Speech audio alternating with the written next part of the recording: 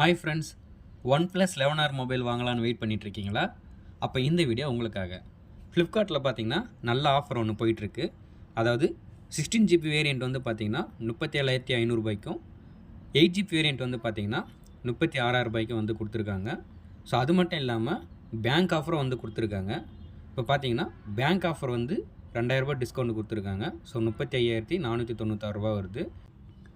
10% city bank credit card, அதாவது maximum 2,000 ரூபா.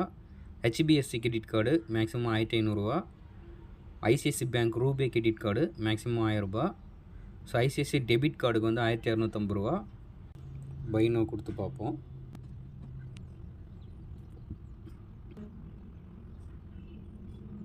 பாருங்கள், ICICIக்கு உங்களுக்கு 2,000 ரூபாய் டிஸ்கவுண்ட் வருது.